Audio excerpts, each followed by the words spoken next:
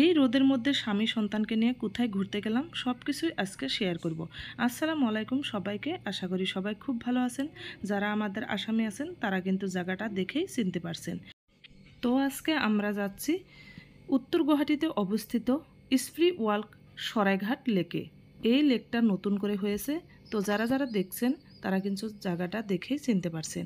প্রথমে আমরা টিকিট কাউন্টারে থেকে টিকিট নিয়ে নিছি, পার পিস 50 টাকা করে। ভিতরে কিন্তু অন্য অন্য টিকিটের ব্যবস্থা আছে। যারা বোটিং করতে ভালোবাসেন তারা কিন্তু এখানে অবশ্যই আসতে পারেন, কারণ এখানে সব কিছু বোটের ব্যবস্থা আছে।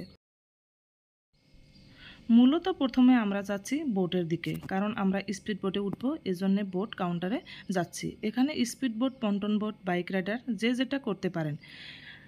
আমরা উঠে যাচ্ছি পন্টন বোটে। পন্টন বোটে পার পিস 250 টাকা করে টিকিট। তো আমরা 3 জন চলে যাব। কাউন্টারে থেকে বোট সেন্টারটা একটু দূরে, তো আমরা চলে যাচ্ছি। প্রচুর রোদ দিছে আজকে, তথাপি মানুষের কিন্তু প্রচুর ভিড় আছে।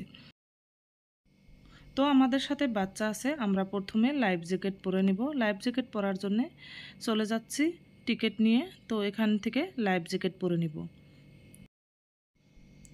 যদি আমার ভিডিওটি ভালো লেগে থাকে নিশ্চয়ই লাইক, কমেন্ট, শেয়ার এবং ফলো করবেন। যদি ইউটিউব থেকে ভিডিওটি দেখছেন নিশ্চয়ই আমার চ্যানেলটিকে সাবস্ক্রাইব করবেন।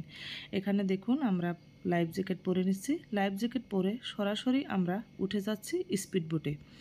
তো প্রচুর রোদ দিছে আর গরমও কিন্তু প্রচুর পড়ছে, কিন্তু এই বোটে ওঠার পরে স্পিড বোটে এত পরিমাণের হাওয়া দিচ্ছে, অনেকটাই ঠান্ডা আর জলটা একদম পরিষ্কার পরিচ্ছন্ন জল।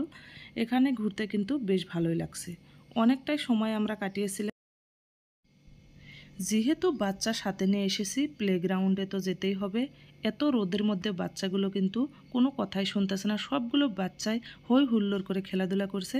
আমি আমার বাচ্চাটাকেও উঠিয়ে দিচ্ছি, দেখুন ও আর যাবে না। একবার যেই ও আর যাবে না, এত গরমের মধ্যে ও বলছে চলো বাড়ি যাই।